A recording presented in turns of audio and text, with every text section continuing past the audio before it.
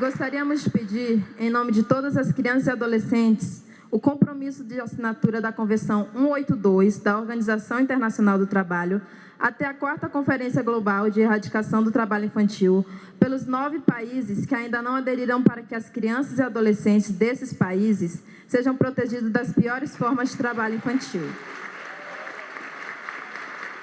We have some very clear lessons coming out of the debate. The fact that denial, which used to be a part of the debate on child labour, has turned to recognition of the problems that we have. We understand the problems better.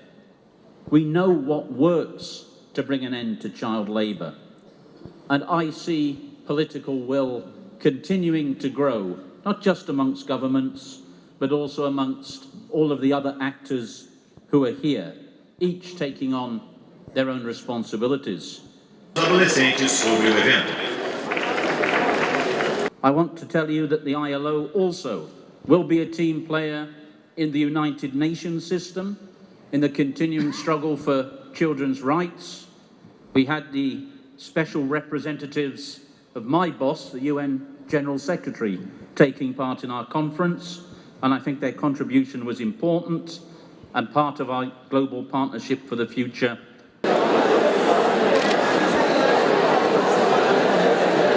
That our work of preparation for the next global conference will not start in 3 or 4 years. It starts now. It starts tomorrow. The big question, I think, is what will the numbers of child labourers be when we gather for the next global conference? That 168 million is ingrained in our minds today. Let's go home thinking what numbers we're going to aim at for 2017.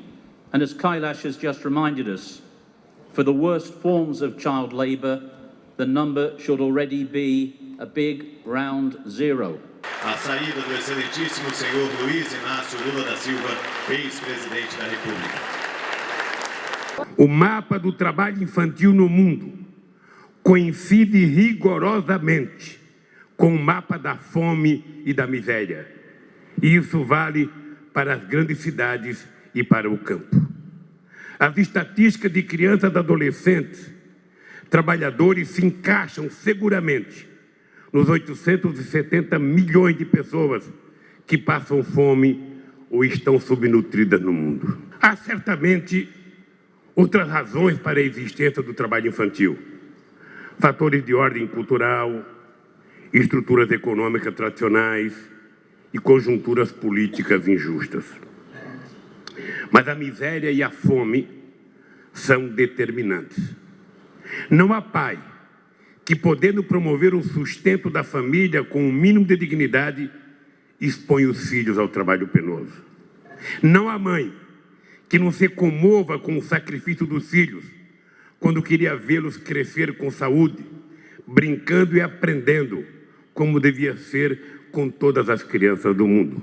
Quando os delegados votarem por seus países e começarem a discutir com os seus governos, é importante ter claro que a política para combater o trabalho infantil, que a política para combater a fome, que a política para melhorar a educação não é uma política eventual em que a gente faz quando tem dinheiro e a gente para de fazer quando não tem dinheiro.